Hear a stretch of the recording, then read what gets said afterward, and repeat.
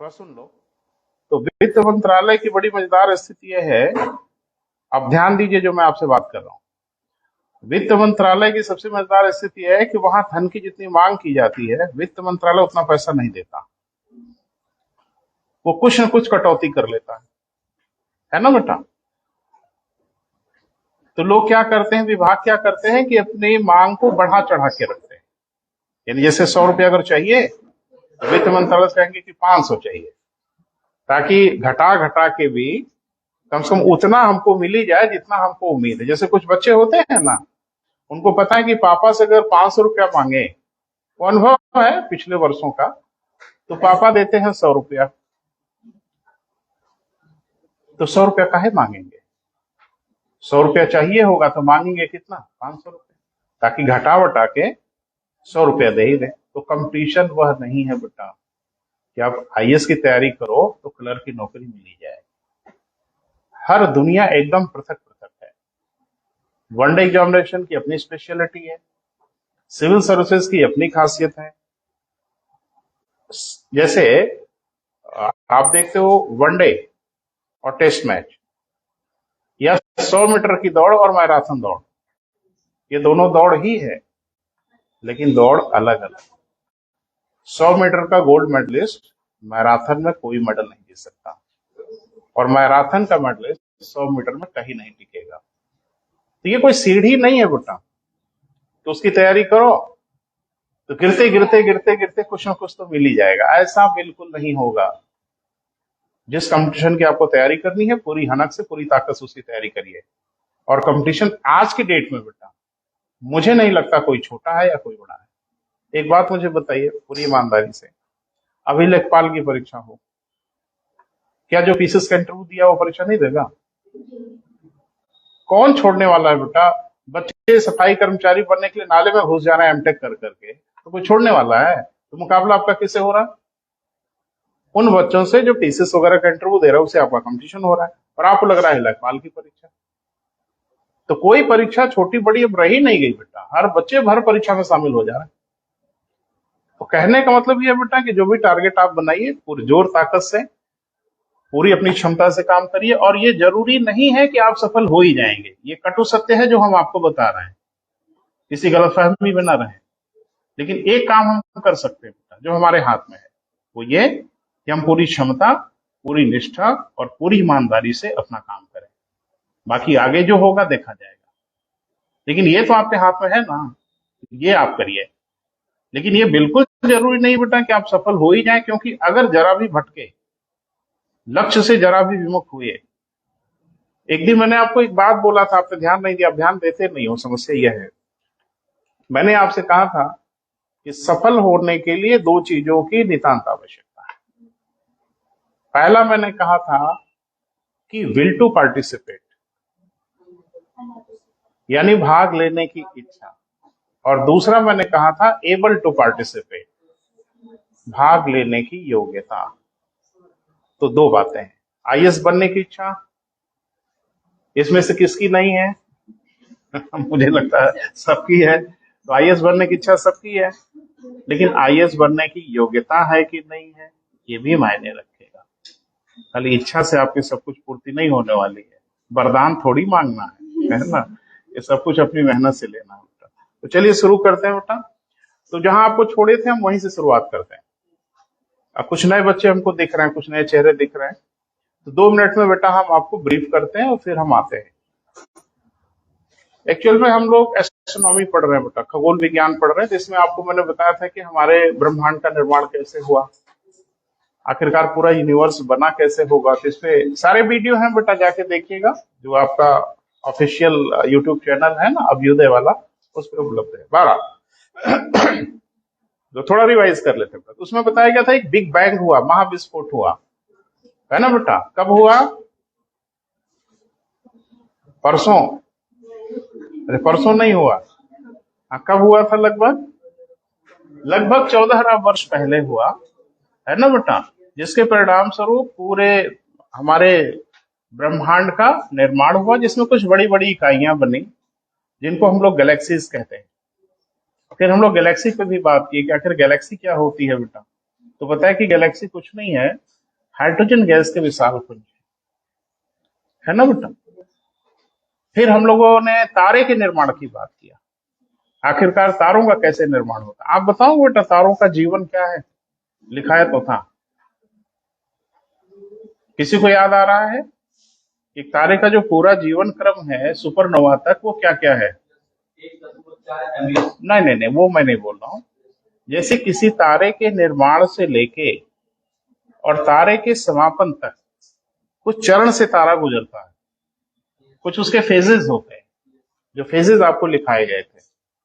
पहला मैंने कहा था गैस मेघ, दूसरा कहा था भ्रूण तारा एम्ब्रियो स्टार, तीसरा कहा था नाभिकीय दाह, चौथा हाँ मैच्योरिटी परिपक्वता। अच्छा देख देख के, है ना, ठीक है, वेरी गुड, ये लेके जाना परीक्षा में। चलिए अगला, हाँ परिपक्वता में सबसे ज्यादा समय तक रहता है, फिर वो जाता है रेड जाइंट रक्त दानव, और फिर एक आखिरी फेज होता है तारे में जिसको कहते हैं सुपरनोवा। सुपरनोवा का मतलब तारे में एक धमाका होता है, एक विस्फोट होता है, सब कुछ समाप्त, सारी कहानी फिनिश, तारे के जीवन का अंत। लेकिन अंत के बाद भी कहानी कुछ है, ज्योग्राफी में जो पूछा जाता है आपसे, जब सुपरनोवा हो जाता है तो फिर क्या बचता है, तो इसके बारे में जिसपे आपने चर्चा शुरू किया, तो सुब्रमण्यम चंद्रशेखर ने इसके बारे में सबसे पहले बड़े विस्तार से बताया और कहा कि जब तारे में सुपरनोवा होगा तो उसके उपरांत तारे किस दशा में चले जाएंगे। तो पहला ये बताया कि जिन तारों का द्रव्यमान, द्रव्यमान समझते हो, मास सूर्य के द्रव्यमान के 1.4 गुने से कम होगा, वे सुपरनोवा के बाद श्वेत वामन में बदल जाएंगे। क्लियर है बेटा? इसलिए 1.4 ms को या सूर्य के द्रव्यमान को चंद्रशेखर सीमा कहा जाता है, जो बार बार आपसे पूछा गया है। चंद्रशेखर सीमा कितनी है? ms माने घबराइए नहीं, ms और मास ऑफ सन, सूर्य का द्रव्यमान। जिन तारों का द्रव्यमान 3.2 ms से अधिक होगा, यानी सूर्य के द्रव्यमान के 3.2 गुने से ज्यादा होगा, वो अनिवार्य रूप से कन्वर्ट हो जाएंगे किसमें बेटा? ब्लैक होल में। ब्लैक होल का नाम किसने दिया था? जॉन, जॉन्स तो बहुत नाम है, जॉन व्हीलर। कब दिया था नाम बेटा? 1967 में दिया था। क्लियर है? और ब्लैक होल के बारे में कुछ नाम मैंने आपको कहा था, उसमें एक नाम है इवेंट होराइजन, घटना क्षितिज। एक नाम मैंने बोला था पॉइंट ऑफ सिंगुलरिटी, है ना बेटा? और उसकी त्रिज्या के बारे में बड़े विस्तार से बताया था शॉर्ट चाइल्ड ने, किसी ब्लैक होल की त्रिज्या कितनी होती है। तो मैं तो भूल रहा हूं, थोड़ा याद हो तो बताएं।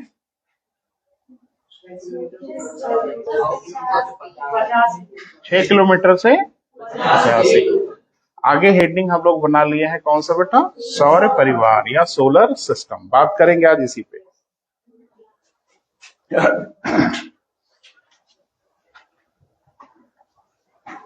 ये जो सोलर सिस्टम है बेटा, वो क्या है?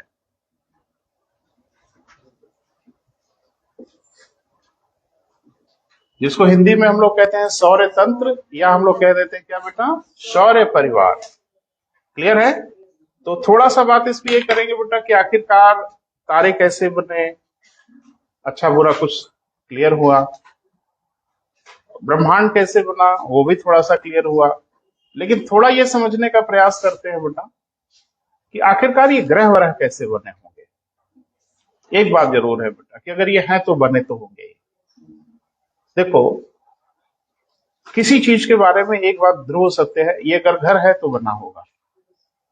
एक सड़क पे आप चलते हैं, वो सड़क बनी होगी, है ना बेटा? अगर ये पूरा ब्रह्मांड है तो डेफिनेटली ये ब्रह्मांड कभी न कभी तो क्रिएट हुआ ही होगा।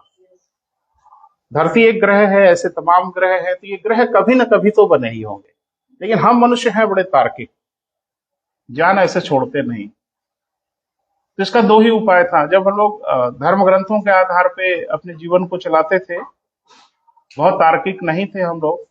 अगर आप बात करें तो शुरुआती जो दौर रहा हमारे सभ्यताओं के विकास का, तो उसमें धार्मिक अवधारणाएं अधिक प्रभावी थी। तो जब भी कोई चीज नहीं समझ में आती थी या हम नहीं समझ पाते थे तो हम इशारा कर देते थे ऊपर की ओर, मतलब भगवान जाने, है ना। तो ग्रह कैसे बने होंगे, सब ईश्वर ने बना दिया। तो जब आप ईश्वर की अवधारणा को लेके चलोगे तो बात तो एक सेकंड में खत्म होती है। एक बच्चे से मैंने भूगोल में पूछा कि गंगा की उत्पत्ति कहाँ से हुई, तो उसने कहा शंकर भगवान की जटा। अब क्या पढ़ाया जाए। तो कुछ ज्यादा ही धार्मिक व्यक्ति थे। तो समस्या यह भी ना है बेटा, तो धार्मिक अवधारणाएं तो अपनी जगह पे है, लेकिन एक तार्किक व्यक्ति हैसियत से हम लोग समझने की कोशिश तो जरूर करेंगे। इसमें हम मनुष्यों ने अध्ययन जब शुरू किया तो इसमें दो प्रकार की विचारधाराएं आई, यानी ग्रहों की उत्पत्ति के बारे में। लेकिन बड़ी मजेदार बात है कि दो विचारधाराएं क्यों आई।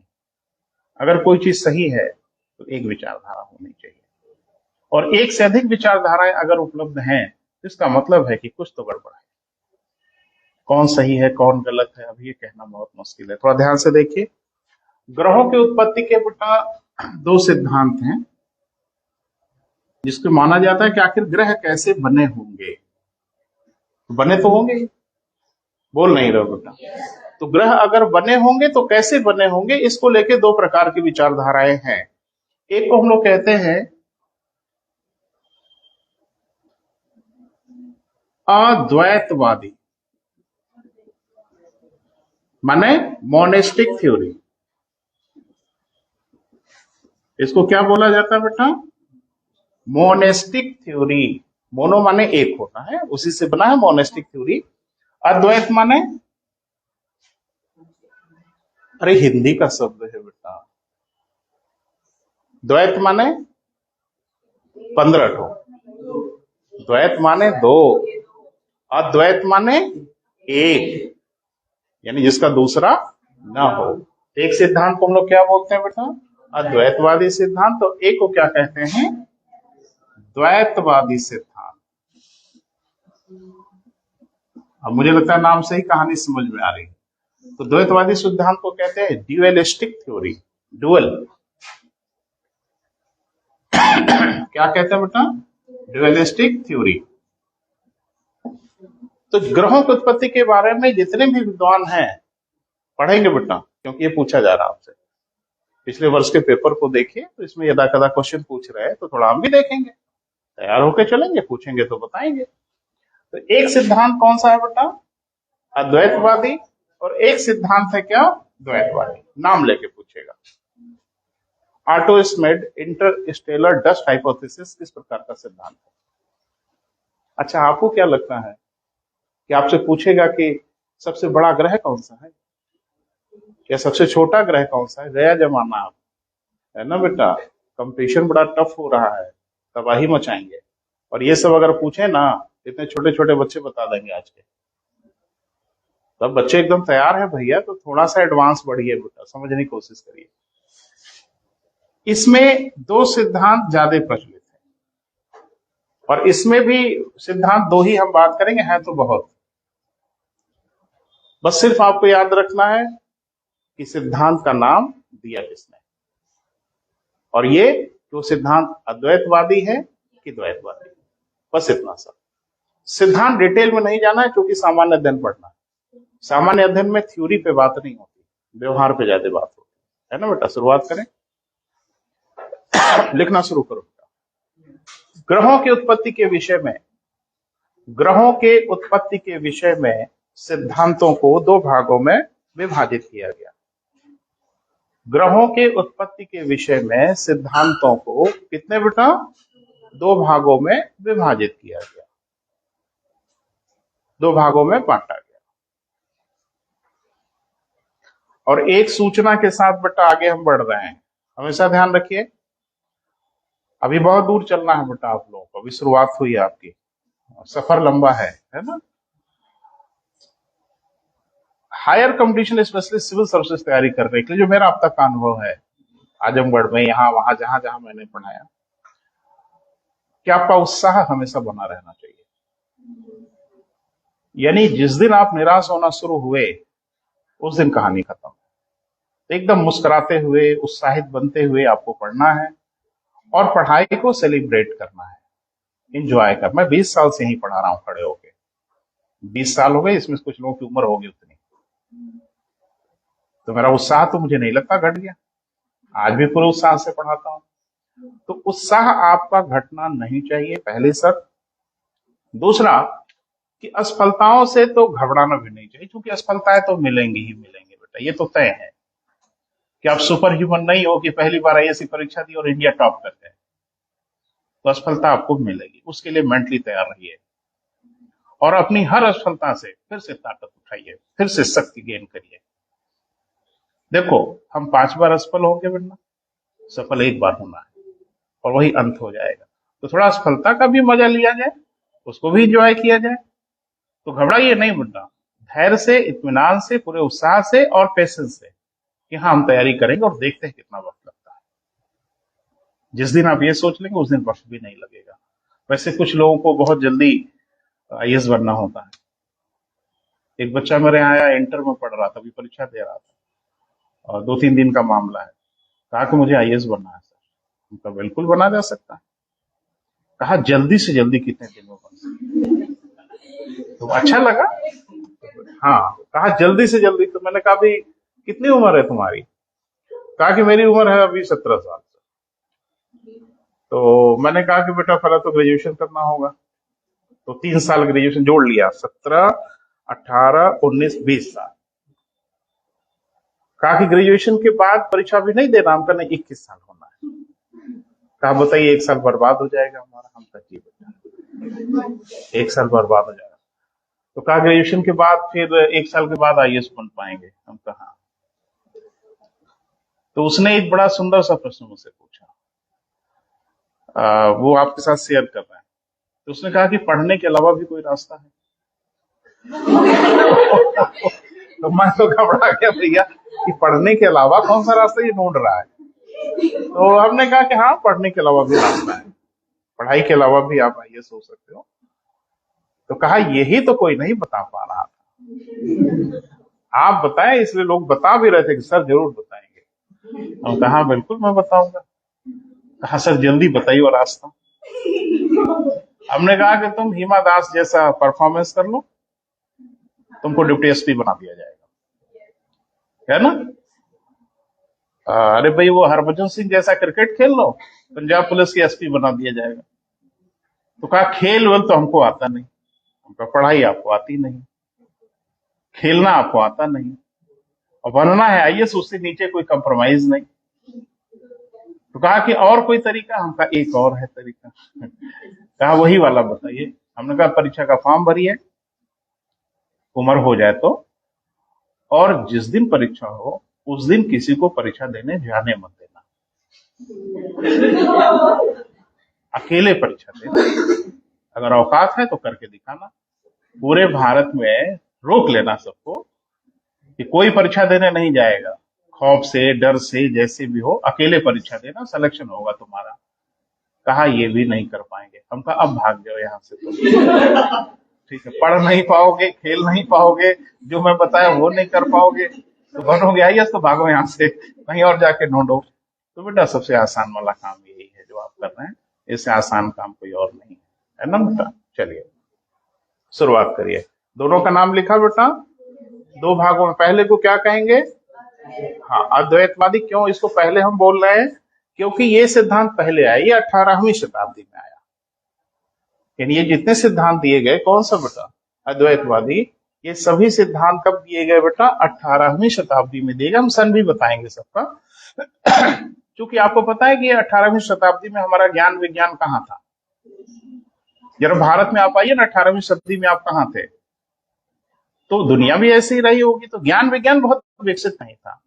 और ये जितने सिद्धांत आए हैं, द्वैतवादी सिद्धांत, ये सारे सिद्धांत 20वीं सदी के सिद्धांत हैं। तो ये नए सिद्धांत हैं, और ये नए होंगे तो इसमें ताकत थोड़ी ज्यादा होगी और ज्ञान विज्ञान पे आधारित होगा बेटा। तो पहले शुरुआत करते हैं क्या बेटा? अद्वैतवादी। थोड़ा 2 लाइन लिखो। हाँ लिखिए। कुछ विद्वानों का ऐसा मानना था कि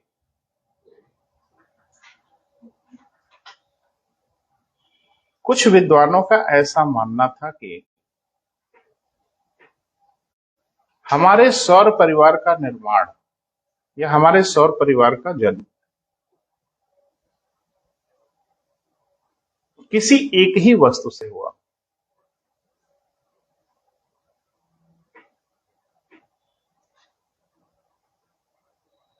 यानी इनके निर्माण का, लिखें, अर्थात इनके निर्माण का कारक एक था।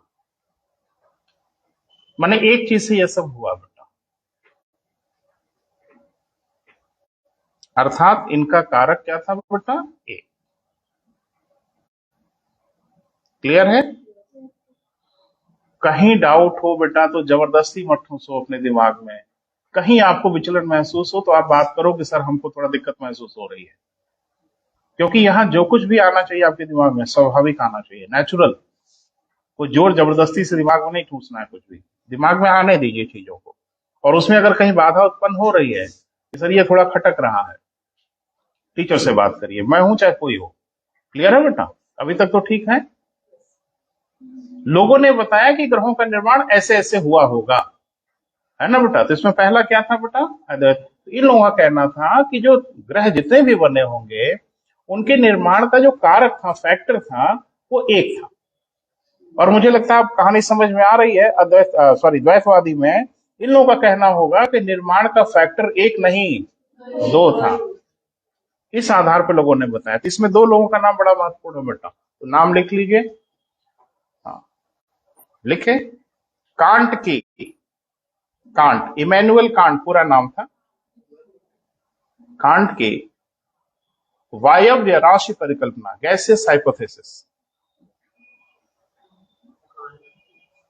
वायव्य राशि।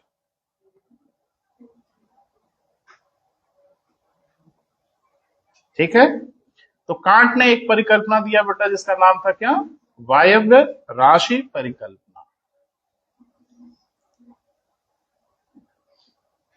ठीक है? अब इस परिकल्पना को हम डिटेल में नहीं बता पाएंगे बेटा, उचित भी नहीं है, लेकिन इतना जरूर समझ लो। इनका यह मानना था कि हमारे गैलेक्सी में एक गैस का झुंड था। ऐसी बात है, गैलेक्सी में हाइड्रोजन गैस ही गैस फैली हुई है। तो उन्होंने बताया कि एक हाइड्रोजन गैस थी और वो हाइड्रोजन गैस कुछ कंडेंस हुई तो उसका केंद्रीय भाग घनीभूत बन के सूर्य बन गया और बाहर के हिस्से का द्रव्यमान बहुत अधिक नहीं था, तो वो धीरे धीरे कॉन्सेंट्रेट करते करते ग्रहों आदि का निर्माण हो गया। तो सिर्फ एक कहानी थी बेटा, इसके पीछे कुछ वैज्ञानिक तथ्य नहीं था। अगला, लाप्लास की निहारिका परिकल्पना। लाप्लास, नाम सुना होगा लाप्लास का। लाप्लास की क्या बेटा? निहारिका परिकल्पना। इनकी कहानी भी कुछ वैसी ही थी, बस अंतर यह था कि उन्होंने गैस कहा, इन्होंने उसको निहारिका कह दिया कि एक निहारिका छोटी सी रही होगी, उस निहारिका केंद्रीय भाग सूर्य बन गया और बाहर का भाग धीरे धीरे उसी का चक्कर लगाते लगाते ग्रेविटेशन में ग्रहों आदि के रूप में परिवर्तित हो गया। वर्ष लिखोगे? अरे भाई, वर्ष लिखने का मन है तो हम तैयार हैं, नहीं लिखने का मन है तो मत लिखो, लिखवा दें। चलिए ठीक है, और एक दिन हम पूछेंगे तो बता भी दीजिएगा, है ना? चले टेस्ट करके लिखें। पहला वाला लिखें 1755।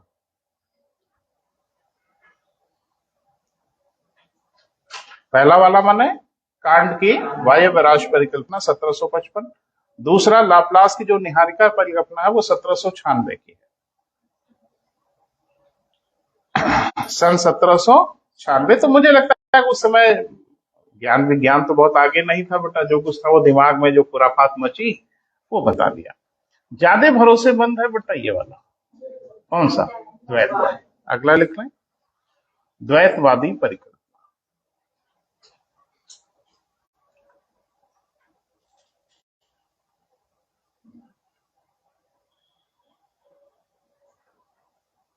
हाँ, लिखें, इस विचारधारा के विद्वानों का इस विचारधारा के विद्वानों का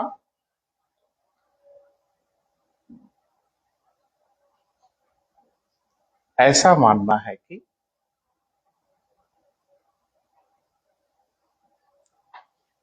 सौर परिवार का निर्माण, ऐसा मानना है कि सौर परिवार का निर्माण दो कारकों से हुआ, टू फैक्टर से हुआ।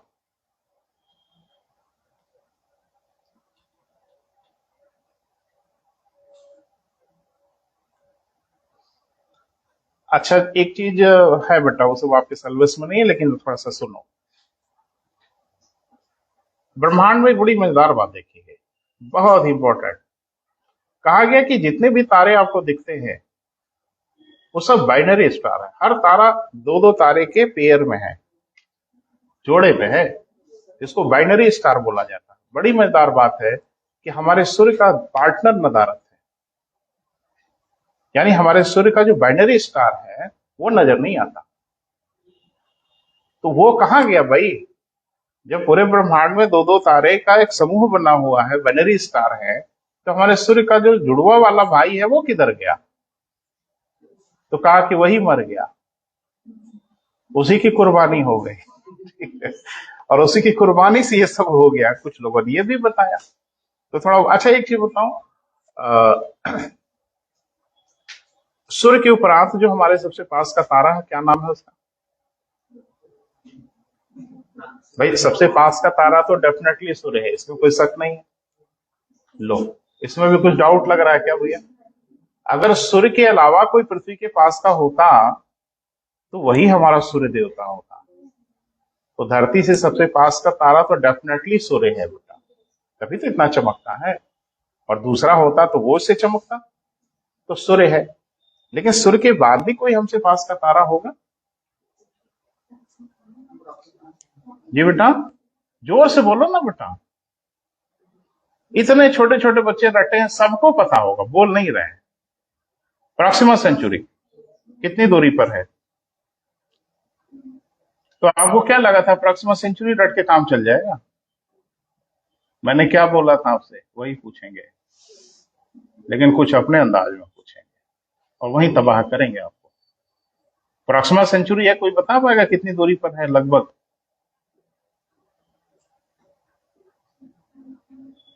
नहीं, 4.2 प्रकाश वर्ष की दूरी पे है। जरा कल्पना कर लो कि सूर्य के बाद जो दूसरे नंबर पे पास का तारा है, उसके प्रकाश को धरती तक आने में 4 साल लग जाता है। यानी 4.2 प्रकाश वर्ष का यही मतलब है, उसके प्रकाश को धरती तक आने में 4.2 साल लग जाते हैं, और सूर्य के प्रकाश को आने में 8 मिनट का वक्त लगता है। बस अंदाजा लगा लो, पास वाले का ये हालत है। यानी सूर्य के बाद, अच्छा, सबसे चमकीला तारा पृथ्वी से दिखाई देने वाला, पृथ्वी से दिखाई देने वाला सबसे चमकीला तारा साइरस या डार्क स्टार है। और सूर्य क्या है? ये सब जाल में फंसोगे तो बेड़ा गर्क हो जाएगा। पृथ्वी से दिखाई देने वाला सबसे चमकीला तारा निर्विवादित रूप से सूर्य है ना? लेकिन पृथ्वी, सूर्य के उपरांत दिखाई देने वाला दूसरा चमकीला तारा वो है साइरस। भैया जी, सब गलती ना हो, परीक्षा में नुकसान हो जाएगा। कितनी दूरी पर है? अरे उसकी भी कुछ दूरी होगी, 9 प्रकाश वर्ष की दूरी पर है। तो एक बच्चे ने कहा कि सर 9 से करीब तो ये वाला है, प्रॉक्सिमा सेंचुरी, तो इसको चमकीला दिखाई देने वाला होना चाहिए। ये अब समाप्त हो रहा है। चमक ज्यादा है किसकी? साइरस की है, डार्क स्टार की। भले वो 9 प्रकाश वर्ष की दूरी पे हो। 9 प्रकाश वर्ष का मतलब समझ रहे हो? उसके प्रकाश को धरती तक आने में 9 साल लगेगा। अच्छा, एक मजेदार बात आपको बताऊं, चूंकि ज्योग्राफी और साइंस बहुत नजदीक है, आप मुझे रियल टाइम में देख रहे हो? हाँ या ना बोले? ना, आप मुझे रियल टाइम में नहीं देख रहे। क्यों नहीं देख रहे, मैं बता रहा हूं। जब मैंने बोला है कोई शब्द, तो मेरे शब्द को आप तक पहुंचने में टाइम लगा होगा। जब तक आप वो शब्द सुने हो जो मैंने बोला, उतने देर में हम उतने सेकंड बुढ़े हो गए। अरे, अगर 1 सेकंड का समा हिस्सा भी लगा मेरी आवाज आप तक पहुंचने में, तो आप उतनी देर बाद मुझे सुन रहे हो। हाँ या ना? अरे बोलेंगे, और देख भी रहे हैं आप तब जब मेरी उम्र बढ़ जा रही है। अब देखो, ये थोड़ा जटिल पहेली है बेटा, नहीं समझ आ रहा है? प्रकाश मेरे शरीर से टकराया, आपकी आंखों तक गया, तो शरीर से प्रकाश के टकराकर आपकी आंखों तक जाने में कुछ टाइम लगा होगा। तो जब टकरा के निकला है तब ना मेरी इमेज लेके निकला है, और आपकी आंख तक पहुंचने में उसे नैनो सेकंड का भी समय लगा, उतनी उम्र तो मेरी बढ़ गई ना। एक बात मुझे बताइए, जब कोई तारा आप ये बताते हो कि हमसे 1 करोड़ प्रकाश वर्ष की दूरी पर, इसका मतलब समझ पा रहे हो? इसका मतलब यह है कि हो सकता है आज की डेट में तारा हो ही ना, क्योंकि जब उसका प्रकाश चला था वो 1 करोड़ साल पहले चला था, जो आज देख रहे हैं आप। हाँ या ना? आज अगर किसी तारे का प्रकाश आप देख रहे हो, इसका मतलब है कि 1 करोड़ साल पहले वो प्रकाश चला था, तब ना आज देख रहे हो आप। और 1 करोड़ साल में उसकी कहानी कहां से कहां गई आपको पता है? ये बड़ी भारी परेशानी हम लोग कि रियल टाइम में हम किसी तारे को महसूस ही नहीं कर पाते, क्योंकि प्रकाश जब आएगा तभी ना महसूस करेंगे, और प्रकाश आने में लगता है वक्त। और 1 करोड़ साल तो बहुत बड़ी अवधि होती है, पता नहीं क्या क्या कहानी हो गई। क्लियर? छोड़ो, किसी दिन बात करेंगे, वो एक अलग ही विषय है, बड़ा खतरनाक विषय है। लेकिन अभी जिस विषय पे है, बेसिक लेवल पे उस पर चर्चा करिए। चलिए आगे बढ़िए बेटा। इसमें भी 2 लोग बड़े रिनाउंड हैं, 2 लोगों का नाम लिखिए। पहला, जेम्स जीन की ज्वारीय परिकल्पना। जेम्स जीन की नाम है बेटा, जेम्स जीन की ज्वारीय परिकल्पना।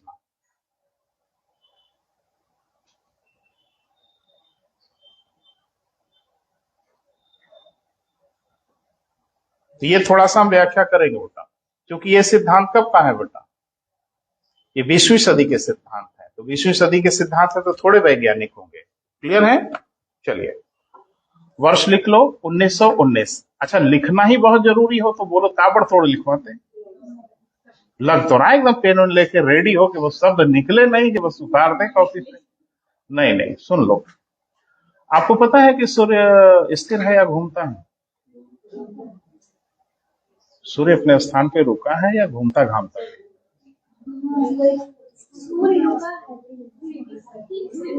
मैं क्या कह रहा हूँ जरा, पृथ्वी तो सूर्य का चक्कर लगाती ही, अभी चर्चा वर्चा होगी, घबराइए नहीं, अभी तो बात होनी है। मैं सिर्फ ये पूछ रहा हूं कि सूर्य अपने स्थान पे रुका रहता है या वो भी कोई चक्कर वक्कर लगाता है? ये मैं पूछ रहा हूँ। पृथ्वी को छोड़ दीजिए किनारे, पृथ्वी को भी किनारे रखिए, तो चक्कर लगाता है। अच्छा, वो अपने एक्सिस पे घूमता है,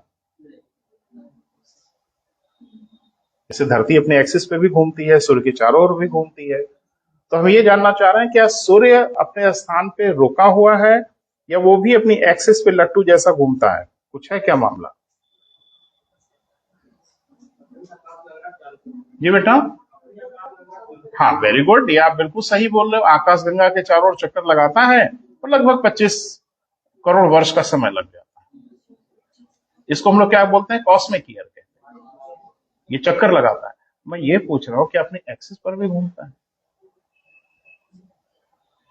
जैसे धरती की गति अगर कोई बोलेगा तो आप दोनों गति बताओगे ना, कि एक्सिस पर भी घूमता है और पृथ्वी के सूर्य के चारों ओर भी चक्कर लगाता है। मैं सूर्य के बारे में पूछ रहा हूँ। एक तो आपने बता दिया कि अपनी आकाशगंगा का चक्कर लगाता है, उस चक्कर को हम लोग ज्योग्राफी में कहते हैं कॉस्मिक ईयर। क्या कहते हैं? सूर्य पढ़ाएंगे बेटा, धैर्य रखो, अभी तो आ गया बवाल, अभी बिना इसको बताए आगे बढ़ना खतरे से खाली नहीं है। तो कॉस्मिक ईयर मतलब कि पूरी आकाशगंगा का वो एक चक्कर लगाता है, उस वर्ष को हम लोग बोलते हैं कॉस्मिक ईयर। मैं ये पूछ रहा हूं कि सूर्य अपनी एक्सिस पर भी चक्कर लगाता है, पहला प्रश्न। और दूसरा, अगर चक्कर लगाता है तो किधर से किधर? देखिए, अगर नहीं लगाता तो बवाल ही खत्म करो, और अगर लगाता होगा तो प्रश्न तो आपसे पूछा ही जाएगा कि पृथ्वी अपनी एक्सिस पर जो घूम रही है तो वो किधर से किधर तो पूछा ही जाएगा। अरे पृथ्वी, अच्छा चलो छोड़ो, पृथ्वी किधर से किधर घूमती है अपने एक्सिस पर? पश्चिम से पूरब की ओर। वेरी गुड, सही जवाब है। लेकिन एक बात समझ लेना कि पश्चिम पूरब जो है ना, ये बड़ा खतरनाक शब्द है ज्योग्राफी में। ये सब कभी नहीं बोलना चाहिए ज्योग्राफी में। ढेर सारी किताबों में दिया गया, उनको ढेर सारी बधाई शुभकामनाएं। हमेशा यहाँ क्लॉकवाइज और एंटी क्लॉकवाइज ही बोलना चाहिए, है ना बेटा? दक्षिणावर्त या वामावर्त ही बोलना चाहिए। और परीक्षा में कहीं दक्षिणा वामावर्त आ गया तो, और पश्चिम पश्चिम पूरब सूरब दिखाई नहीं तो तब तबाही हो जाएगी ना। आता हुआ खेल खत्म, और आपके खेल खत्म करने का तरीका एग्जामिनर को आता है कि कहां तक रटे हैं, कहां तक उड़े हैं, आपकी उड़ान खत्म करें आपकी, है ना। तो पश्चिम से पूरब और पूरब से पश्चिम तो अपनी जगह पे, चलो उस पर चर्चा हम नहीं करेंगे। एक चीज मुझे बताइए, सूर्य किसी बच्चे की नजर में नहीं आया बेटा कि सूर्य अपने एक्सिस पे घूमता है कि नहीं घूमता है? और जो हमारे मित्र आपसे बातचीत की वो भी इस विषय पर नहीं प्रकाश डाले। सूर्य अपनी एक्सिस पर घूमता है, ठीक है। अब परेशानी यह है कि किधर से किधर। तो एक बच्चे ने बताया कि पूरब से पश्चिम की ओर। अच्छा लगा सुन के। सूरज पे पूरब किधर होगा, बताएंगे आप? अगर मैं ढेर सारी किताबों में पढ़ता हूं, मुझे हंसी छूटती है कि किताबों में ढेर सारा कॉपी पेस्ट होता है। एक जगह कहीं कुछ लिखा है, उसी को कॉपी करके पेस्ट कर दिया। इस बात से बिल्कुल कोई लेना देना नहीं, उसका मतलब क्या है। एक चीज बताइए, धरती से पूरब किधर है इसका अंदाजा सूर्य देता है, हाँ या ना? धरती से पूरब किधर है ये सापेक्ष किसके होता है? सूर्य के। जिधर सूरज होगा उधर पूरब होगा, या जिधर पूरब होगा उधर सूर्योदय होगा। दो प्रश्न है मेरा, सुन लो, जवाब दे दीजिए आराम से बेटा, घबराइए नहीं। मैं ये पूछ रहा हूं कि जिधर सूर्योदय होता है उधर पूरब होता है, कि जिधर पूरब होता है उधर सूर्योदय होता है? दोनों सही है ना? ना, एक तो आपको बताना होगा। अच्छा, एक छोड़ो, इधर पूरब कहाँ है, आइडिया है? यहां से नहीं, वो वास्तव में जो पूरब कहाँ है, जो यहाँ रहते हो आसपास वो बता देंगे। इधर पूरब इस तरफ है ना? तो इधर पूरब है उधर सूर्योदय नहीं होता, उधर ही ना होता है। तो मैं ये कह रहा हूं कि जिधर पूरब होता है उधर ही सूर्योदय होता है। ये गलत है? दोनों सही है। राजनीतिक जवाब दोगे? नेता लोग जैसे बोलते हैं। नहीं, पहली बात की दिशा उषा को लेकर बेटा अभी बहुत कुछ ठीक ठाक करना है। बड़ा अफसोस होता है कि अपने मित्रों पे कि क्या क्या बात करके बच्चों को भ्रमित करते हैं लोग। लेकिन इतना जरूर है बेटा कि सत्य का साक्षात्कार होना चाहिए अगर आप पढ़ रहे हैं तो। और बच्चा खूब महसूस करता है कि सत्य से साक्षात्कार हो रहा है कि नौटंकी हो रही है। चलो मैं बताता हूँ। एक बात मुझे बताइए, पृथ्वी सूर्य के चारों ओर घूमती है। अभी ग्रहों की गति पे बात करेंगे बेटा, अभी आगे का चैप्टर है, चर्चा हम करेंगे। लेकिन थोड़ा सा उत्साहित हो गया मैं पहले ही। पृथ्वी सूर्य के चारों ओर चक्कर लगाती है। अब इसमें भी डरे जा रहे हैं, लगाती है। ऑर्बिट कैसी होती है, कक्षा कैसी होती है? किसने बोला परवलय आकार? आपने। परवलय कैसा होता आइडिया है? परवलय ऐसा होता है, बस इस तरह की आकृति को पैराबोला कहते हैं। तो यहां से यहां जाते, फिर यहां से यहां जाते। तो कौन बोला परवलयाकार? तो ऐसा नहीं है, पैराबोला नहीं होती, इलिप्टिकल होती है। जिसको हिंदी में क्या कहते हैं? हिंदी में दीर्घवृत्ताकार। तो ये दो परवलय हो जाएगा, ये हो जाएगा दीर्घवृत्त, है ना? वृत्त नहीं होता, इलिप्टिकल होता है। ठीक है, अब चलो वो अभी बाद में बेटा, तो बवाल होता जा रहा, बढ़ता चला जा रहा। चलो सूर्य कहीं है ना? और पृथ्वी इस रास्ते पे चल रही है। अरे ऑर्बिट माने कक्षा। तो जब पृथ्वी यहां होगी, और इस रास्ते पे हर जगह होगी ना, कुछ डाउट हो तो आंखों में प्रश्न दिख रहा है और जबान पे हाथ है, तो ऐसा नहीं होना चाहिए। अगर प्रश्न दिख रहा है तो प्रश्न पूछिए, मैं उपलब्ध हूं आपको उत्तर के लिए। मैं ये कह रहा हूं कि इस रास्ते पे पृथ्वी तो हर जगह होगी ना, 365 दिन में एक चक्कर लगाएगी, इस पूरे रास्ते भर को क्रॉस करते हुए आएगी। तो कभी यहां भी होगी, हाँ या ना? कभी तो होगी। तारीख बताएंगे? छोड़ो वो सब बवाल, ठीक, कभी बाद में चर्चा होगी।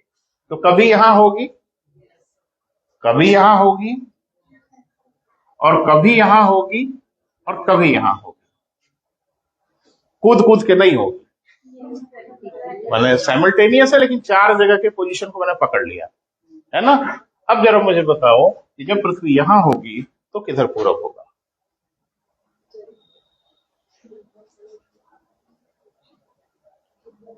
अरे कोई बहुत बड़ा रॉकेट साइंस वाला नहीं मैटर है। अगर पृथ्वी इधर होगी तो सूर्य के सापेक्ष हमारा पूरब होता है, सूर्योदय इधर थोड़ा ही होगा, इधर ही होगा, जिधर सूरज होगा उधर ही सूर्योदय होगा ना भैया जी। इस बार पूरब हो गया इधर, हाँ या ना? अब यहां आ गए, यहां भी तो सूर्योदय होगा कि नहीं होगा? इस बार सूर्योदय इधर होगा, हाँ। अब की पूरब, तो बड़े झूठे हो यार। एक बार कह रहे हो पूरब इधर है और एक बार कह रहे हो पूरब इधर है। तो ध्यान से सुनो, पूरब और पश्चिम सापेक्षिक शब्द है, ये निरपेक्ष नहीं है, ये सूर्य के सापेक्ष है। और जब आप अपने सौर मंडल के बाहर निकल जाएंगे और पूरब पश्चिम बोले तो आपसे मूर्ख धरती पर कोई नहीं है, क्योंकि फिर सापेक्ष क्या है? सूर्य पर किसके सापेक्ष बोल रहे हैं आप? ग्रहों से तो सूर्य के सापेक्ष बोल दे रहे हो, बात समझ में आ रही है पूरब पश्चिम। लेकिन सूर्य पे जाके किधर पूरब होगा कोई बताएगा? पूरब पर ही खड़े हो जाओगे तो किधर पूरब है भाई? सूर्य पे पूरब पश्चिम नहीं बोल सकते आप, यू आर नॉट अलाउड, क्योंकि सूर्य पे पूरब पश्चिम कुछ नहीं होता। तो घूमता है बेटा, है ना, सूर्य अपने एक्सिस पे घूमता है। ढेर सारी किताबों में लिखा है पूरब से पश्चिम की ओर, लेकिन मैं बहुत बड़ा विद्वान नहीं हूँ बेटा, थोड़ी बहुत समझ है, लेकिन इतना जरूर है कि उसको आप पूरब पश्चिम ना बोलें, उसको क्लॉकवाइज डायरेक्शन, यानी घड़ी की सुइयों की दिशा। और घड़ी की सुइयों की दिशा को हम लोग कहते हैं दक्षिणावर्त, है ना, उल्टी दिशा को कहते हैं वामावर्त, एंटी क्लॉकवाइज। तो पहली बात कि सूर्य अपने एक्सिस पे घूमता है ना बेटा।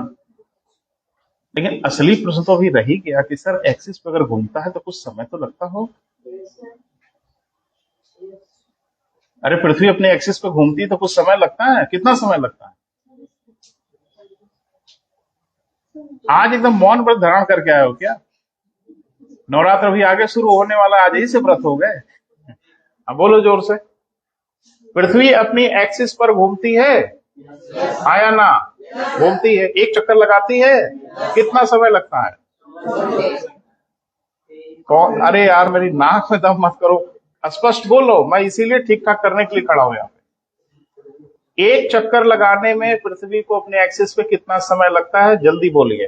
24 घंटे, 23 घंटे 56 मिनट 52 सेकेंड। देखिए आंखों में चमक आ गया, यही वाला सही है। एक्चुअली आपकी क्या परेशानी है जानते हो, कि थोड़ा कैलकुलेशन टेढ़ा मेढ़ा अगर रहे तो वही वाला सही रहता है। और पूरा 24 था और ये था 23 घंटे 56 मिनट और 4 सेकंड, यही ना बेटा? 23 घंटे 56 मिनट 4 सेकंड, ये लग रहा बड़ा एक्यूरेट है, यही वाला सही होगा, है ना। लेकिन मैंने कहीं पढ़ा है 24 घंटे 52 मिनट, आपने भी पढ़ा है? तो दुर्भाग्यपूर्ण है आपके लिए अगर आपने नहीं पढ़ा है तो। 24 घंटे 52 मिनट, है ना भैया जी? तीनों दिन है और तीनों सही है। 24 घंटा भी सही है, एक्यूरेट सही है, 100% सही है। 23 घंटे 56 मिनट और 4 सेकंड ये भी सही है, और 24 घंटे 52 मिनट यह भी सही है। कहा कैठ सही सर होगा? सही तो एक ही होगा ना। इसीलिए इन तीनों दिनों के नाम अलग अलग हैं। एक को कहते हैं सौर दिवस, एक को कहते हैं नक्षत्र दिवस, और एक को कहते हैं चंद्र दिवस। और कहीं आपकी परीक्षा में पूछा कि सौर दिवस की अवधि कितनी होती है, तो 23 घंटे 56 मिनट 4 सेकंड, क्योंकि यही आपको याद है, तो बेड़ा गर्क हो जाएगा आपका। तो ये सब क्या है बेटा, हम बात करेंगे आपसे। धीरे धीरे हम इधर उधर हो जा रहे हैं, सबसे बड़ी समस्या कि ट्रैक से बियॉन्ड हो जा रहा है, तो ट्रैक पे आते हैं। जेम्स जीन ने क्या बताया, जो किसे लेना देना था बेटा? जेम्स जीन ने बताया कि अभी आपने बोला कि सूर्य अपनी आकाशगंगा का चक्कर लगाता है, कॉस्मिक ईयर कहते हैं। तो उन्होंने बताया कि सूर्य जब अपनी आकाशगंगा का चक्कर लगा रहा होगा तो आकाशगंगा में इकलौता खाली सूर्य है? बोल नहीं रहे हैं। इसमें अरबों तारे हैं भाई, एक दो तारे थोड़ी हैं। और कुछ सूर्य से बहुत विशाल विशाल तारे हैं, बहुत बड़े बड़े तारे हैं, सूर्य की औकात नहीं है उनके सामने। तो जेम्स जीन ने एक परिकल्पना किया, थ्योरी नहीं है बेटा, परिकल्पना ही है। उन्होंने कहा कि मुझे ऐसा लगता है कि सूर्य जब अपनी आकाश गंगा का चक्कर लगा रहा होगा, कॉस्मिक ईयर में जा रहा होगा, तो इस बीच वो किसी बहुत बड़े तारे के पास से गुजरा होगा, किसी विशाल तारे के पास से वो जरूर गुजरा होगा। और आपने पढ़ा है कि दो आकाशीय पिंडों के बीच में गुरुत्वाकर्षण बल लगता है। फार्मूला भी आपने पढ़ा होगा, F is equal to G m1 m2 upon r square. Clear है बेटा? तो उन्होंने ये बताया कि जब सूर्य अपनी आकाशगंगा का चक्कर लगा रहा होगा, तो एक सूर्य होगा और एक कोई बहुत बड़ा तारा होगा जो सूर्य से काफी बड़ा तारा था। उस रास्ते में सूर्य उस तारे के पास से जरूर गुजरा, वो भी चक्कर लगा रहा होगा। अच्छा एक चीज बताओ, पानी में जब भंवर उठता है तो उसमें जितने खरपतवार है सब ना गोल गोल घूमने लगते हैं। जो पूरी आकाश गंगा ही घूम रही है तो उसमें जितनी चीजें सबको घूमना होगा, छोटा तारा हो बड़ा तारा हो, कोई धीमे घूमेगा कोई तेज घूमेगा, घूमना तो सबको पड़ेगा ना। तो सूर्य जब अपनी आकाश गंगा का चक्कर लगा रहा होगा, घूम रहा होगा, तो सभी घूम रहे हैं, खाली अकेले सूरज थोड़ा ही घूम रहा है। तो सूर्य किसी बड़े तारे के पास से गुजरा होगा, ऐसा कहा जेम्स जीन ने। और जाहिर सी बात है इन दोनों के बीच में गुरुत्वाकर्षण बल उत्पन्न हुआ होगा, जरूर हुआ होगा। और चूंकि बहुत बड़ा तारा था इसलिए इसका गुरुत्वाकर्षण बल कुछ ज्यादा ही था, और इतना ज्यादा था उसने सूर्य के एक हिस्से को खींच ही लिया। जैसे गुरुत्वाकर्षण बल सागर के पानी को खींचता है, ज्वार आता है ना सागर में, लेकिन शुक्र मनाई कि बहुत ज्यादा नहीं खींचता। नहीं अगर ज्वारी बल बहुत ज्यादा होता ना, पानी वानी खींच को उठा ले जाता। हम मजाक नहीं कर रहे हैं, कहाँ है बल ज्यादा होगा तो खींच नहीं लेगा। वो तो गनीमत है कि बल इतना ही है कि थोड़ा सा ऊपर होके रुक जाता, और नहीं उसी पानी पे आप भी खड़े होते तो चले जाते अंतरिक्ष में।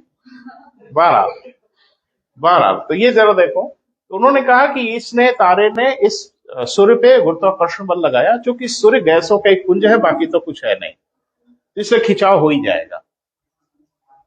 इलास्टिक चीजें जितनी होंगी बेटा उसमें खिंचाव ज्यादा होगा। पता नहीं आप सहमत हैं कि नहीं? जो चीजें इलास्टिक होंगी वहां खिंचाव होगा कि नहीं होगा? होगा। तो जाहिर सी बात है कि ये सूर्य है और ये बड़ा वाला है, इसने इसको खींचा क्योंकि इसका ग्रेविटेशन पुल ज्यादा था। तो सूर्य से एक हिस्सा पहले ज्वार बना, उभरा, और फिर इसको क्या किया कि खींच के अलग ही कर दिया, एक इलाके को छोटा सा हिस्सा डिटैच कर दिया। कितना? 0.1%। ये हिस्सा अलग हो गया। किससे? सूर्य से। लेकिन इस बीच में सब अपने अपने रास्ते बढ़ रहे थे, वो तो चलते हुए रास्ते में घटना हुई, कोई रुके तो थे नहीं। ये तारा भी अपने मार्ग पे बढ़ा होगा, सूर्य भी अपनी राह पे बढ़ा होगा, लेकिन सूर्य के जिस हिस्से को तोड़ के अलग कर दिया, ये सूर्य के गुरुत्वाकर्षण को छोड़ के भाग नहीं पाया। जैसे कोई उपग्रह आप छोड़ते हो ना, लो, अरे उपग्रह छोड़ते हो, उपग्रह पृथ्वी के गुरुत्वाकर्षण को छोड़ के भाग पाता है? नहीं भाग पाता, वो पृथ्वी का चक्कर लगाने लगता है। चक्कर लगाने की ऊर्जा कहां से मिलती है? अरे हम जो पूछ रहे ध्यान से सुनो, जब हम कोई उपग्रह प्रक्षेपित करते हैं, छोड़ते हैं ना उपग्रह, तो उपग्रह धरती का चक्कर लगाते हैं ना। ये भी नहीं बोल रहे हो भैया, काहे चक्कर लगाते हैं? मन होता है चक्कर लगाने का, और काहे चक्कर लगाते हैं? नहीं चक्कर लगाते काम है, चर्चा होगी कभी साइंस टेक में जब टीचर बात करेंगे। उपग्रह धरती का चक्कर लगाते हैं, तो उपग्रह को धरती का चक्कर लगाने के लिए ऊर्जा की आवश्यकता होती होगी। बिना ऊर्जा के चक्कर लगाएगा तो कहां से ऊर्जा मिलती है? सूर्य से। अच्छा सूर्य ठेका लिया है सबका, गाड़ी लेके सड़क पे निकलो, तेल वेल ना भराओ, कौन चलाए? सूर्य चलाएंगे। अच्छा तेल डलवाओ टंकी पे जाके, गाड़ी चलेगी, नहीं तो खड़े रहो सड़क पे। सूर्य कैसे ऊर्जा उष्मा देता है बेटा? अच्छा सोलर पैनल वोनल लगाए जाते, सोलर पैनल लगा देखा होगा ना फोटो वोटो पे, सोलर पैनल लगाया जाता है, सूर्य से ऊर्जा लेते हैं, चारों ओर घूमते हैं। कौन बताया आपको ये सब? कल्पना हम नहीं बताए हैं। मुझे मुझे मत फंसाओ मेरे भाई, ठीक है? मुझे काहे फंसा रहे हो, ठीक है? मैंने नहीं बोला। तो सोलर पैनल भैया जी, क्या गलतफहमी पाले हो? जानते हो कुछ परेशानी क्या है आपकी? सुन लो, कुछ परेशानी आपकी यह है कि आप कल्पनाओं से गढ़ते हैं चीजों, कल्पना से क्रिएट कर लेते हैं। जैसे ढेर सारे बच्चों के दिमाग में कल्पना है कि 26 जनवरी 1950 को भारत गणतंत्र इसलिए हुआ, उसी दिन हमारा संविधान लागू हुआ। ये सिर्फ और सिर्फ आपकी कल्पना है, ये पूरी धरती पे कहीं लिखा हुआ नहीं पाएंगे आप। लेकिन आपने तुरंत कोरिलेट कर दिया कि 26 जनवरी 1950 को हमारा संविधान पूर्ण प्रभाव में आया, ये हर जगह लिखा हुआ है, आपने पढ़ा और आपने तुरंत जोड़ लिया कि इसी कारण भारत गणतंत्र हुआ। उसी दिन रामलाल पैदा हुए थे। कब? 26 जनवरी 1950 को। तो उनको ये गलतफहमी हो गई कि जिस दिन मैं पैदा हुआ इसी कारण गणतंत्र हो गए। तो भैया गलतफहमी ना पालें, उस दिन हमारा निर्वाचित राष्ट्रपति अपना कार्यभार ग्रहण किया, जबरदस्ती ना जोड़े घटाए, इतने सरकों ढंग से। तो पैनल देख लिया फोटो वोटो में कहीं और फटाक से जोड़ दिया कि चक्कर लगाने की ऊर्जा सूर्य से मिलती होगी। नहीं बेटा, वो पैनल जानते हो काहे के लिए लगे होते हैं?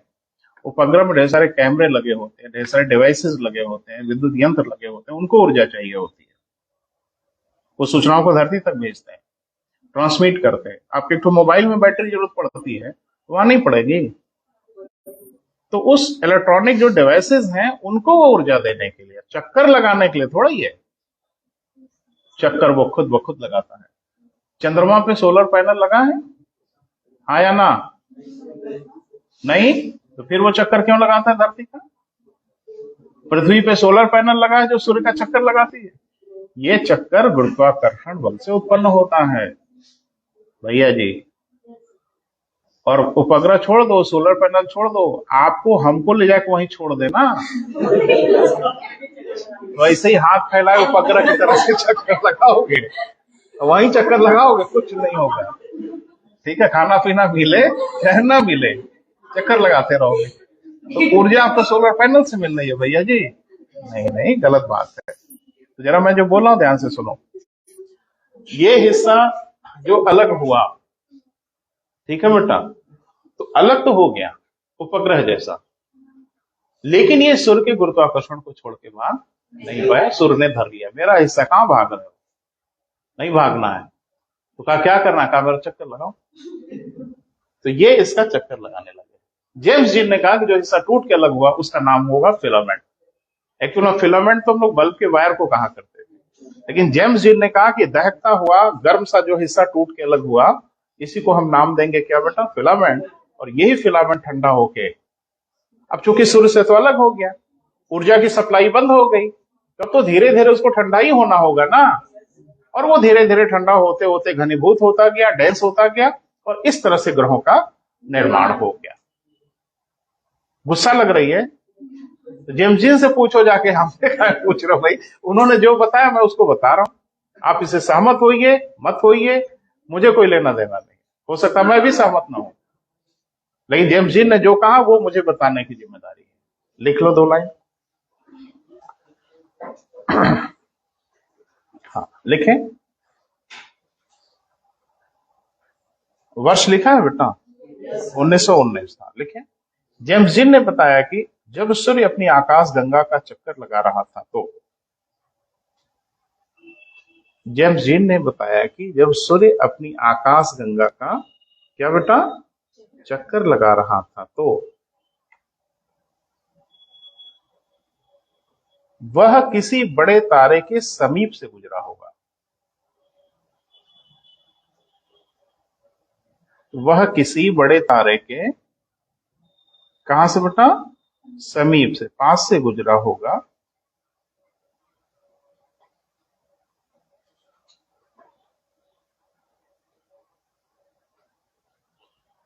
जहां जरूरी है बेटा वहां 2 लाइन लिख लो, अच्छा नहीं लगेगा। बस आपसे परीक्षा में तो पूछेगा कि ग्रहों की उत्पत्ति की ज्वारी परिकल्पना किसने किया, तो नाम तो याद ही है जेम्स जीन। क्या कहा वो थोड़ा सा? किसी बड़े तारे के पास से क्या लिखा बेटा? गुजरा। गुजरा होगा, जिसके परिणाम स्वरूप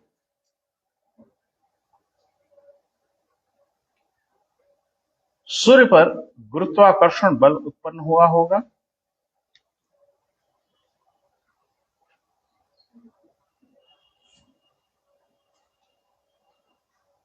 क्लियर है बेटा? जिससे इसका एक हिस्सा टूटकर पृथक हो गया। एक हिस्सा टूटकर क्या हो गया बेटा? अलग हो गया। जिसे जेम्स जीन ने फिलामेंट कहा। फिलामेंट को अंडरलाइन कर लीजिएगा। जिसे जेम्स जीन ने क्या कहा बेटा? फिलामेंट कहा।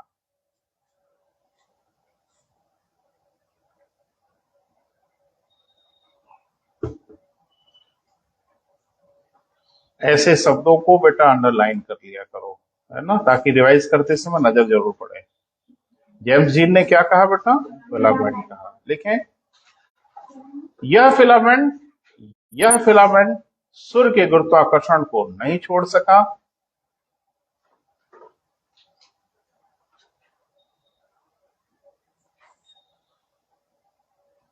तथा सूर्य का चक्कर लगाने लगा।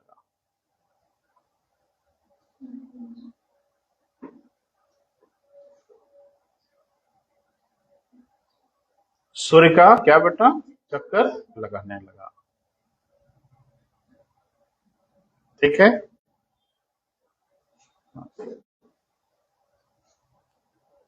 यही भाग घनीभूत होकर, डेंस होकर, यही भाग माने क्या बेटा? फिलामेंट घनीभूत होकर, डेंस होकर, ठंडा होकर ग्रहों आदि में परिवर्तित हो गया।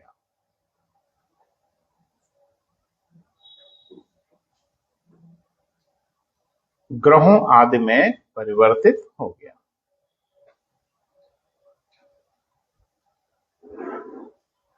थोड़ा एक कदम एडवांस रहे बेटा कंपटीशन, है ना, एक कदम आगे रहे। सफलता का फलसफा यही है, फिलॉसफी यही है। भीड़ के 7 कदम ताल नहीं करना है, भीड़ से एक कदम आगे रहना है, तो हम लीड करेंगे कंपटीशन को। कई जाने बताएंगे जेम्स जीन को, आपको ढंग से पता है, हम बताएंगे, और जेम्स जीन को बताएंगे नहीं, समझा भी देंगे। फिलामेंट क्या है? फिलामेंट निम्न में से किससे संबंधित है? अब विकल्प देगा, ज्वारीय परिकल्पना से, अंतर तारक घूर्णन परिकल्पना से। निहारिका तबीयत खराब हो जाएगी बेटा परीक्षा में, बता तो रहे हैं। और आप जो सोच रहे हैं कंपटीशन, वैसे नहीं होगा कंपटीशन, गलत सोच है आप। बस इतना सा ये पूछे आपसे, मैं क्वेश्चन आपके लिए क्रिएट कर रहा हूं, तो सिर्फ पूछे कि फिलामेंट का संबंध किससे है?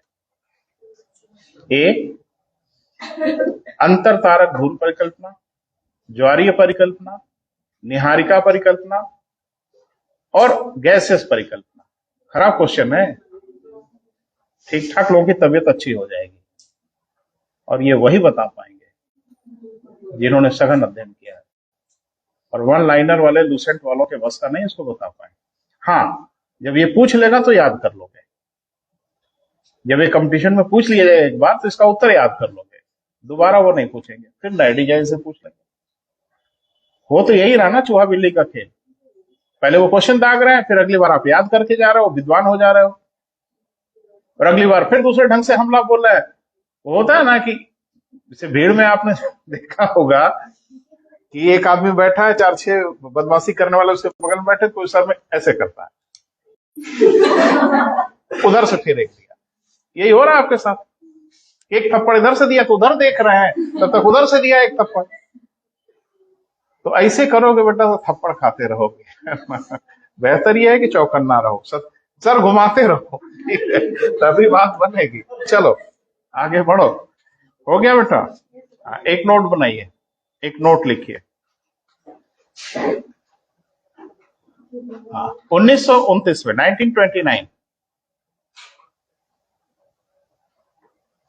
1929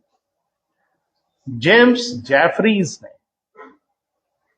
जेम्स जेफरीज ने कुछ संशोधन प्रस्तुत किया।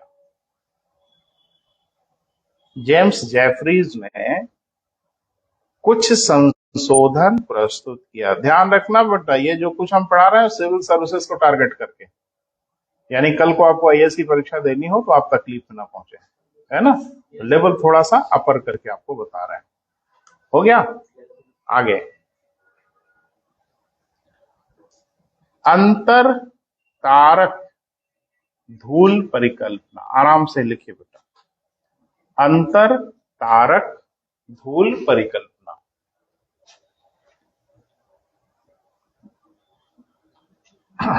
इंग्लिश में अगर जो लिख सकते हैं तो लिखें, हम बोल दे रहे हैं इंटर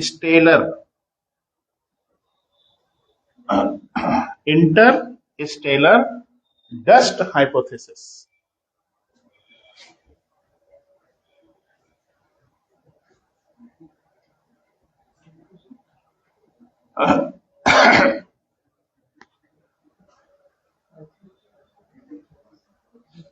फिर से बोले बेटा, इंटरस्टेलर डस्ट माने धूल, हाइपोथेसिस। इंटरस्टेलर डस्ट हाइपोथेसिस किसने दिया बेटा? अरे सब वही देंगे, जेम्स जेफरीज हो गया। अच्छा जेम्स जेफरीज के बारे में कुछ गलतफहमी पाल रहे हो। जेम्स जेफरीज ने कुछ किया नहीं बेटा।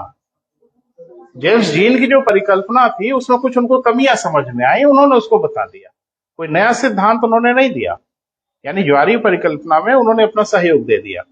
शुरुआत किसने किया था? जेम्स जीन ने। और 1929 माने 10 साल हो गए बेटा।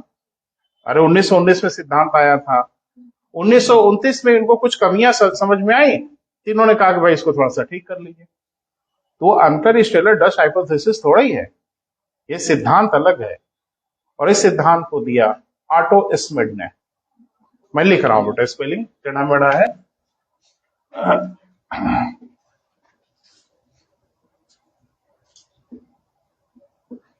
ऑटो स्मिड।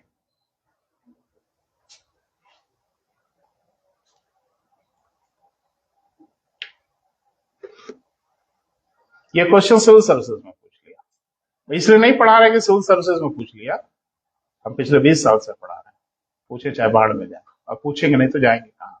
आज नहीं पूछेंगे कल पूछेंगे, कल नहीं पूछेंगे परसों पूछेंगे, पूछना तो पड़ेगा ही, है ना। तो इसको दिया बेटा ऑटो स्मिड ने। कब दिया वो लिख लो जरा, 1943।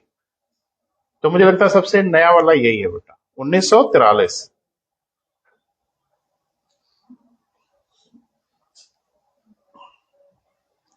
अब थोड़ा सुन लो, और बहुत कुछ लिखाना अब हमारे लिए संभव नहीं होगा बेटा, क्या क्या हम लिखाएंगे। अच्छा, वक्त की पाबंदी जबरदस्त है, जादू कर दीजिए, ऐसे छड़ी उड़ी लेके आइए, ऐसे घुमा दीजिए, बच्चे तैयार हो जाए।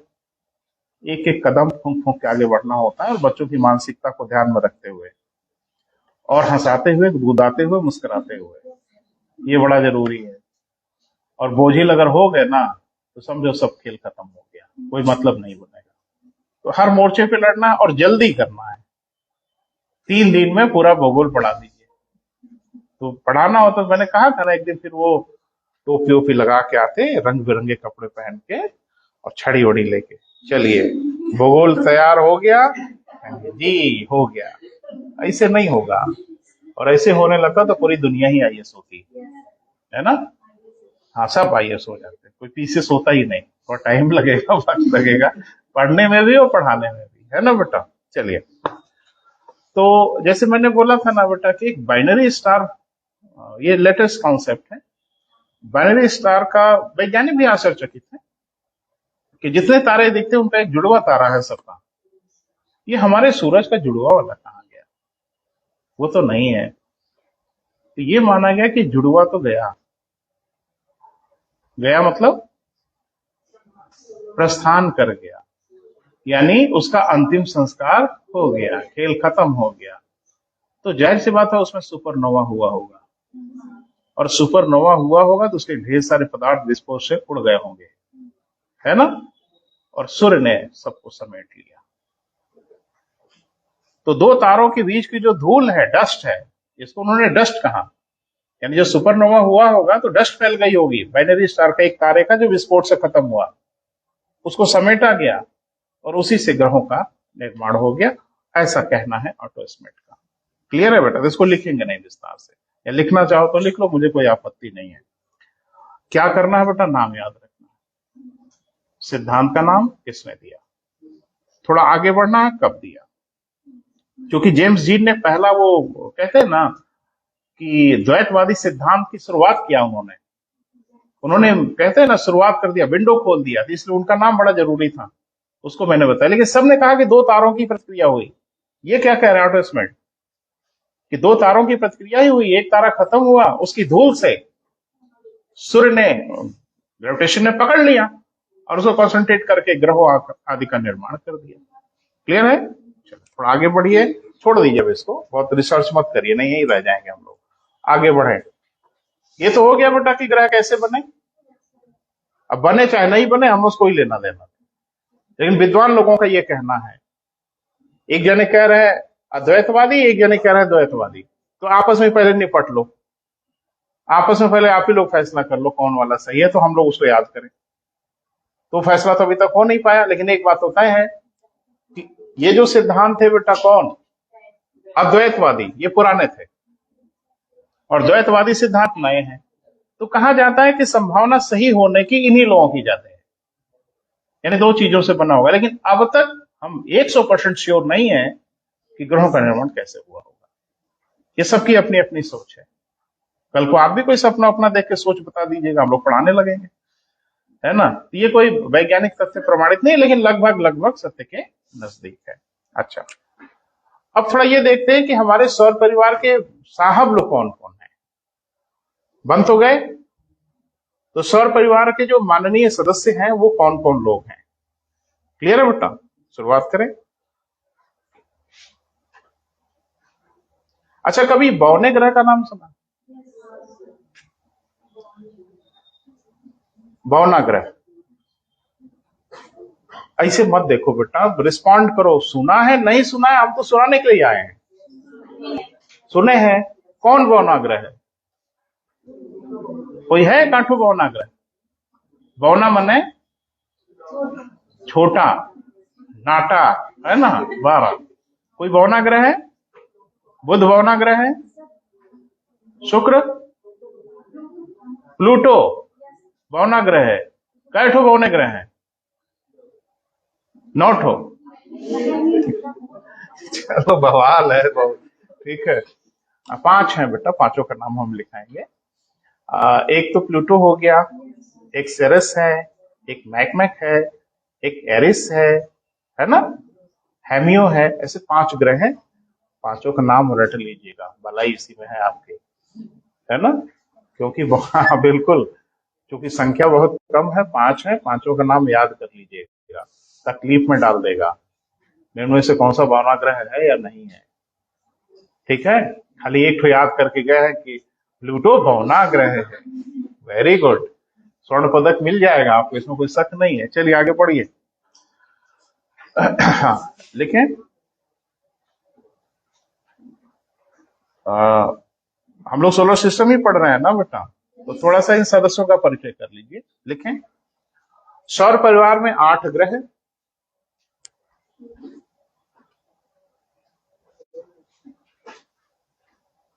हो गया था बेटा, 8 ग्रह हो गया। और कौन कौन थे? हाँ, तो इनका पोस्टमार्टम कर लिया जाए। जो 8 ग्रह हैं, इनका भी निर्माण के आधार पे डिमार्केट करते हैं लोग, बांटते हैं। हाँ, लेकिन सौर परिवार के 8 ग्रह निर्माण के आधार पे, किस आधार पे बेटा? निर्माण के आधार पे 2 भागों में विभाजित किए जाते हैं।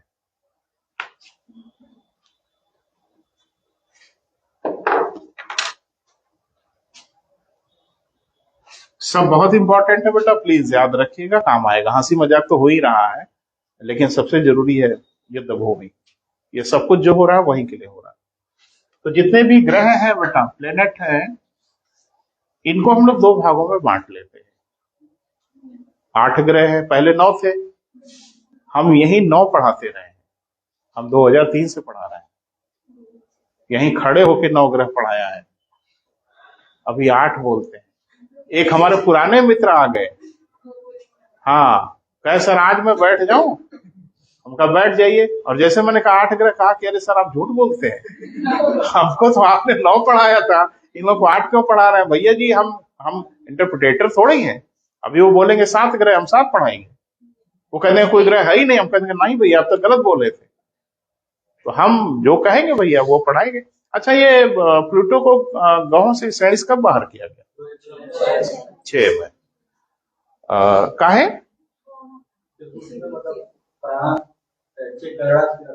रटे खूब हो मित्र, वेरी गुड, रटना ही चाहिए। हाँ, रुको रुको रुको। तो प्राग, चेक गणराज्य, चेक कहाँ है, कौन से महाद्वीप में है? हाँ, यूरोप में, वेरी गुड, यूरोप का देश है चेक रिपब्लिक। तो वहां के प्राग में एक बैठक हुई। किसकी बैठक हुई? अच्छा, जो जो मन किया अपना पहुंच गए वहां। एक संस्था है,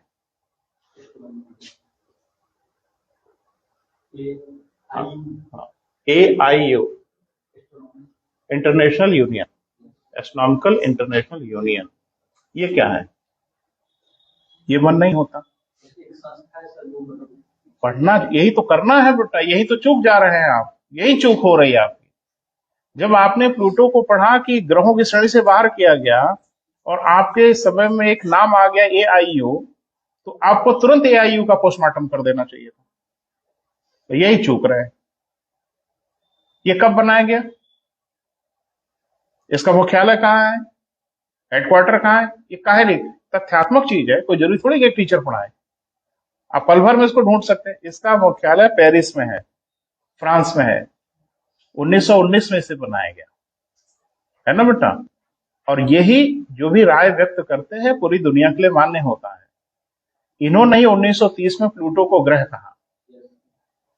इन्हीं लोगों ने 1930 में कहा प्लूटो को कि प्लूटो भैया अब आप ग्रह रहेंगे। प्लूटो ने कहा वेरी गुड, रहेंगे। और फिर आपने 2006 में कहा कि आप ग्रह नहीं रहेंगे, कहा नहीं रहेंगे। और प्लूटो कहा फिर गरज होगी तो कहना हम यही हैं। प्लूटो की सेहत में क्या फर्क पड़ता है? प्लूटो की सेहत में कोई फर्क पड़ा? प्लूटो रोने लगा, अरे अरे ऐसे काहे कर रहे हैं, प्लूटो की सेहत पे कोई फर्क नहीं है। गरज हो तो ग्रह कहो, नहीं है तो मत कहो। प्लूटो एप्लीकेशन थोड़ी दिया था कि हम ग्रह हैं, आवेदन किया था। हाँ, हम ही लोगों का ड्रामा है, एक बार ग्रह कहा, एक बार कहा ग्रह नहीं है। तो प्लूटो बेचारा जो ग्रह था वो 1930 से 2006 तक ग्रह था। इन्हीं की बैठक हुई प्राग में, एस्ट्रोनॉमिकल इंटरनेशनल यूनियन की जो बैठक हुई, वही बैठक प्राग में हुई। हमेशा होती है बैठक बेटा। इन लोगों ने फिर ग्रहों की नई परिभाषा बनाया, कहा कि अब ग्रहों की परिभाषा कुछ ऐसी होगी। उस परिभाषा में यह नहीं आया, इसलिए कहा गया कि प्लूटो भैया अब आप ग्रह नहीं रहेंगे। तो प्लूटो ने कहा क्या रहेंगे? कहा अब आप बौने ग्रह रहेंगे। कहा अकेले हम ही रहेंगे? कहा नहीं नहीं, 4 भाई और हैं तो कुल मिला के 5 जने हैं, है ना। लिखो, निर्माण के आधार पर ग्रहों को कितने बेटा? 2 भागों में। नंबर 1 आंतरिक ग्रह। पहला क्या बेटा? आंतरिक ग्रह। अब अभी अभी हड़बड़ी मत दिखाओ, जब 2 बोला जाए तब 2 लिखो, स्मार्टनेस मत दिखाओ। अभी 1 रहने दो, अभी आगे कुछ और बोलेंगे। इनका एक नाम आंतरिक ग्रह भी है, इन्हीं का नाम पार्थिव ग्रह भी है। लिख लें, आंतरिक ग्रह ऑब्लिक पार्थिव ग्रह। पार्थिव क्लियर है?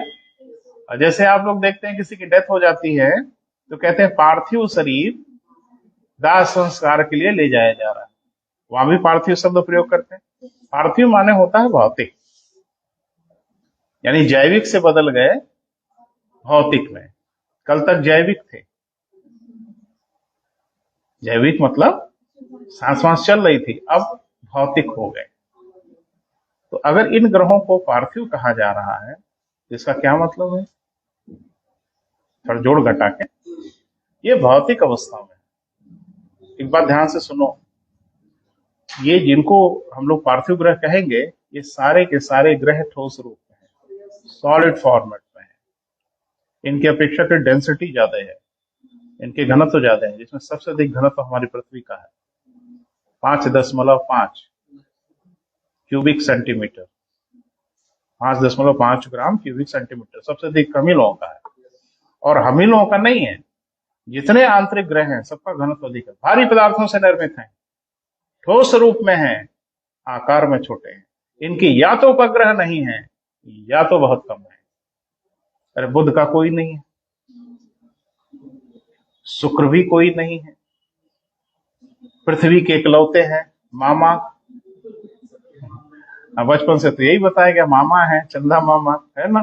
मंगल के 2 ठो हैं, डिमोस एंड फोबोस। ये चारों के चारों आंतरिक ग्रह हैं। इसके बाद जो ग्रह हैं सब बाह्य ग्रह हैं, ठोस रूप में नहीं है। इनके बड़े उपग्रही परिवार हैं, इनके उपग्रहों की संख्या बहुत हैवी है, साइज इनकी बड़ी है, क्योंकि ज्यादातर अभी गैसेस फॉर्मेट में है। क्लियर है बेटा? तो जरा बांट लीजिए। पार्थिव लिख लिया बेटा? हाँ। पार्थिव को इंग्लिश में कुछ बोलेंगे?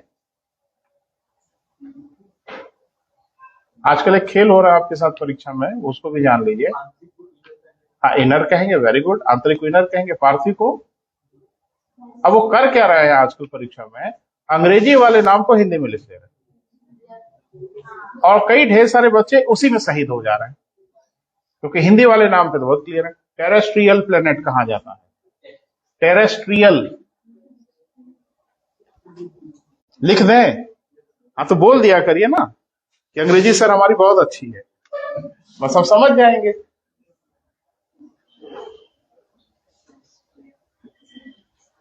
टेरेस्ट्रियल प्लेनेट हो गया बेटा। दूसरा आप लिखो, दूसरे को कहते हैं बाह्य ग्रह। क्या कहते हैं बेटा?